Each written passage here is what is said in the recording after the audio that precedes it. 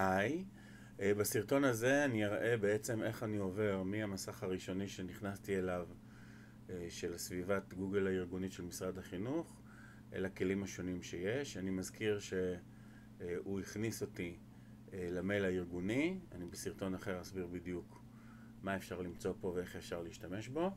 שימו לב שבצד שמאל הוא גם פתח לי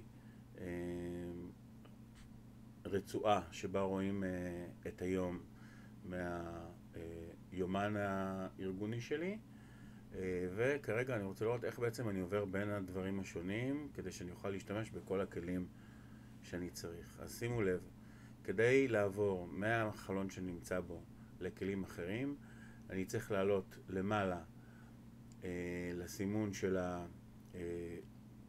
העיגולים שמסודרים במטריצה של 3 ליד הסמל של משרד החינוך מחוז חיפה, וברגע שאני לוחץ עליו הוא פותח לי בעצם את כל הכלים, ויש הרבה, שימו לב, את כל הכלים שיש לי במסגרת משרד החינוך.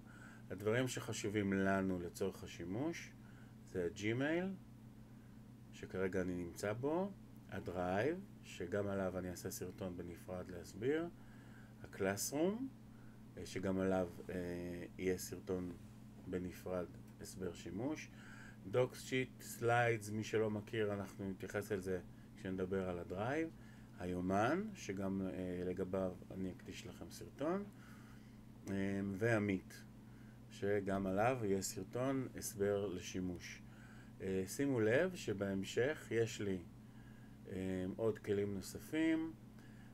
כלי נוסף שאולי מאוד מומלץ להשתמש בו אם אתם בבית ספר שיש בו גם תלמידים שבאים מבתים שלא דוברים עברית שפת אם, זה הגוגל טרנסלייט. יכול להיות שאני אעשה גם סרטון עליו בנפרד. אז זהו, זה הדרך לעבור בעצם למקומות אחרים. אני כרגע אדגים את המעבר. כרגע אני בג'ימייל, לחיצה על הדרייב תפתח לי מסך של הדרייב, לחיצה על קלאסרום תפתח לי את הקלאסרום, לחיצה על המיט תפתח לי את המיט. אוקיי? זה בעצם הכלים שיש לי. שוב, הסבר יותר מפורט על כל כלי אני אתן כמובן בסרטונים אחרים.